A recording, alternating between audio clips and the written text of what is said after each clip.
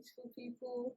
You're welcome back to my channel. And if you're new here, it's Time Out with Destiny. Welcome to today's video.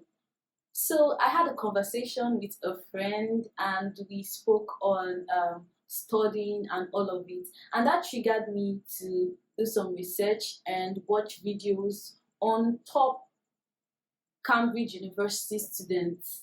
Students in the likes of Abdal Ali and Gabriella Halley. So these persons shared their experiences, and so amazing how I was able to divulge some authentic tips on studying.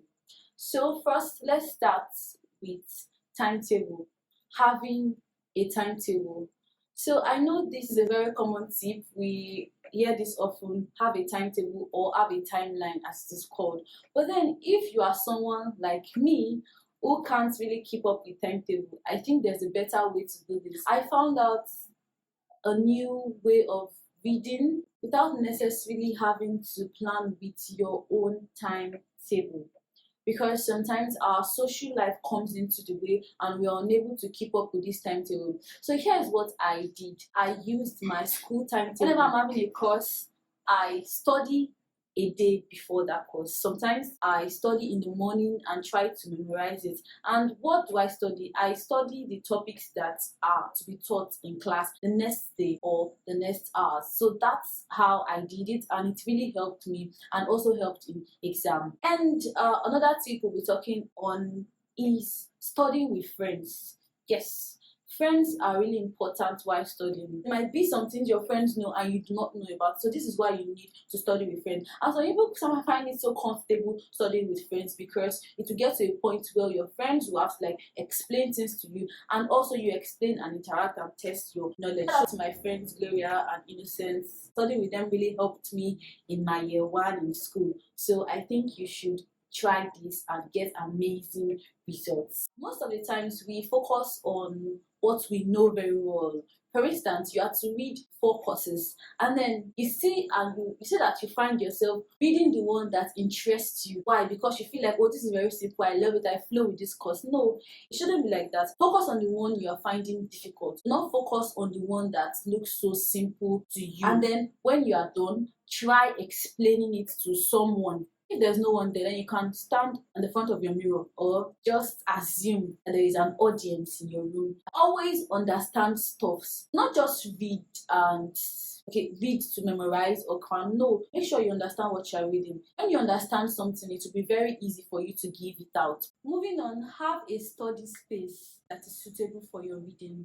Some persons prefer to go to ninth class to read. Yes, that's what they like. I feel like they need to see other persons reading. Yes, that triggers them a lot. Why some people just like staying at home to read? Yes, that's very nice. Know yourself and you know how comfortable you can be while reading. For example, myself, I love reading on the bed. Yes, some persons will be like, okay, you will sleep off while reading. No, I do not sleep off. It's very comfortable and convenient for me reading on my bed, even if I have a reading desk. Most importantly, try as much as you can to do mock exam. This helps to test your knowledge on what you've read so far. So when you set this mock exam, yes, you try to look for some questions that may likely come out in your exam. So when you attempt this exam, then it will be very, very good. And also get past question. So past question can be used in place of mock exam. It doesn't necessarily have to be that you set the question by yourself. So when you have past question, you try to attempt it and see your performances. And whenever you see that there is a place you are lagging behind, make sure you work on that space. And finally, let's talk about the mindset. Make sure you set your mind to it. All these things we're talking about cannot work until you set your mind to do it. Setting your mind to do whatever you are doing also need prayers to back it up, because I know these things are not easy. Honestly, sometimes I would want to read and then there is this no vibes to read and I have to procrastinate and so on. So that's why you need the help of God. You need to pray. Some persons ask and say, when is the right time to read? Just like I said about getting a study space, you should also have a study time. Know when it's convenient for you to read.